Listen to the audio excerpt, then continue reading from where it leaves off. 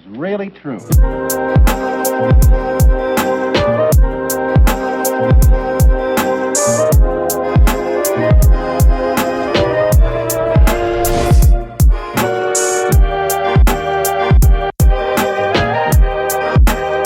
Today we're taking the Crystal Video Pro 300 Plus to Comic-Con.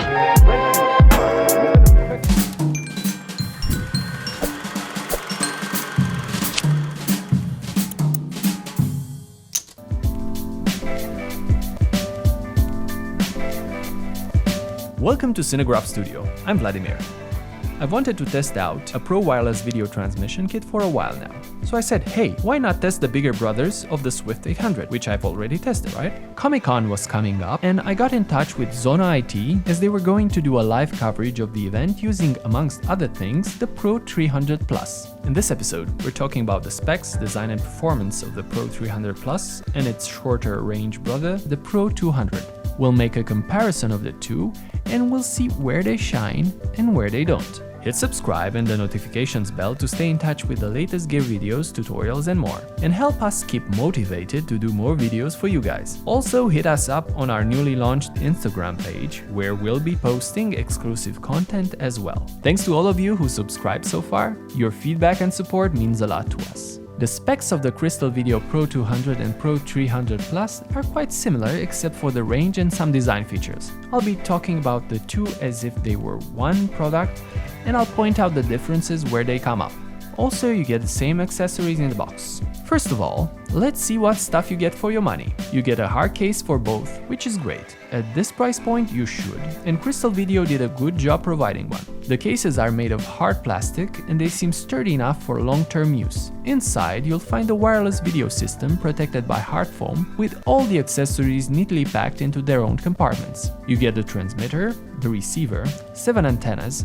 Well, that's how many you're supposed to get, but I was surprised to find some spares inside the box as well. 2 power cables, LEMO 2-pin 2D tap, so you can power the units with V-Log batteries, 2 SDI cables, a 12V 2A DC adapter with a 2-pin LEMO connector, 2 hot shoe adapters and a V-mount adapter. So far, no difference. Design-wise, they are both made of aluminum, and they look tough and built to last. You get an on-off switch and the cooler vent on one side. On the other side, we get a display with 2 indicator LEDs, the OK and the channel selection buttons, a mini USB port for updating the firmware, a HDMI port, 1 SDI plug, and the DC connector that can take between 7 and 36 volts. On the front, we find a 1/4 inch screw and 3 other screw holes for attaching the included V-mount adapter. On the back, we find the first major design difference, and it's a feature that can make or break your decision to buy one or the other, because you have to factor in the extra cost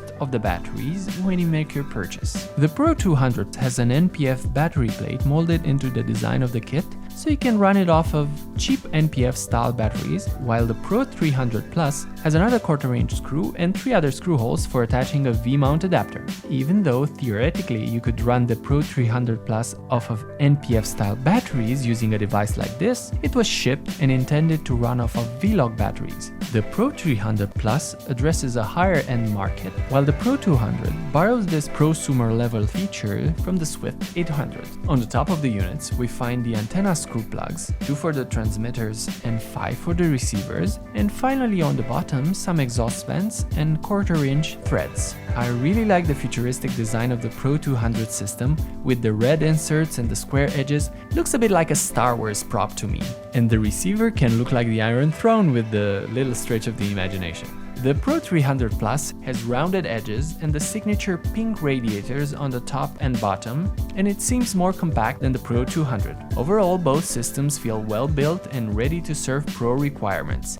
Now let's talk performance. They both transmit up to 1080p resolution and 5 GHz frequency, so your system is less likely to be jammed by other devices. The Pro 200 has a 200 meter maximum range and the Pro 300 Plus 300 meters. Crystal Video provides schematics on how you should place the antennae of the transmitter according to your usage conditions. In ideal conditions, the plane created by the antennas of the transmitter should be parallel to the plane created by the antennas of the receiver. This would be the best case scenario where you get the best signal stability and the best range. Keep in mind that for best results, there should be no obstacles between the transmitter and the receiver. As it happens, you rarely find the ideal conditions, so Crystal Video have been thoughtful enough to include schematics on how to place the antennae of the transmitters for less than ideal conditions, especially when your camera is mobile, for example. The receiver also includes a feature called Enhanced Anti-Interference Mode. You activate this function by keeping OK pressed for a bit more than 3 seconds, and you'll see an indicator flashing on the display. Unfortunately, I only found out about this feature after the fact, but the transmission quality was very good even without it. But you can always benefit from the extra bit of stability in rough conditions. Now, if you want to see the live feed from Comic-Con and see for yourself how the Pro 300 Plus handled, click the link above or the one in the description. Keep in mind the sheer amount of people and devices at this particular event. If it worked here, it should definitely work for your application as well. There were times when big physical objects were in the way, and it did a great job with barely noticeable macro blocking. The other transmitter being used was rated at 1,200 meters and costing twice as much. And even it had some difficulty sending signals through the physical obstacles present. While you open a new tab to see those clips, I'll make a comparison of my own. I'll compare the Pro 200 and the Pro 300 Plus in equally difficult conditions, perhaps even worse. I'll make their jobs really hard. While the receivers at Comic-Con were placed high above the crowds, I've placed mine at camera level on a crowded street, lined with restaurants blasting radio signals, some of them transmitting on the 5 GHz frequency as well. Think laptops, phones, routers, and perhaps other stuff as well.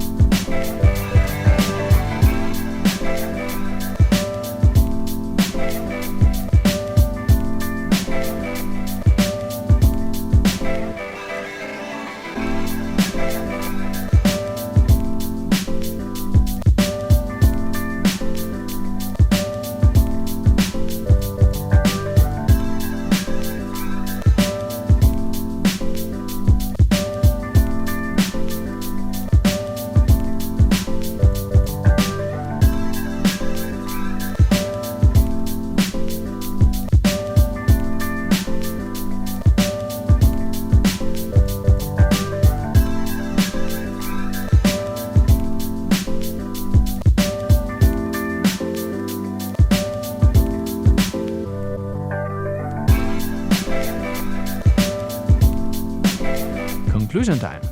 I think both the Pro 200 and the Pro 300 Plus are solid options for the price you pay. If you can afford the extra jump in costs, I would go for the Pro 300 Plus for the extra signal stability and range. But the Pro 200 is a perfectly good option for most scenarios. They are great for live transmissions, conferences, weddings, for sending video to client monitors, and because of the low latency, they are great for pulling focus remotely. Compared to other gear on the market with similar specs, these products from Crystal Video come at a better price as well. Thanks to Westbuy for the support and for providing this gear for testing. If you want to find out more about this product or you want me to test some gear you're interested in, please leave a comment below and let me know. Hit subscribe and the notifications bell to stay in touch with the latest episodes.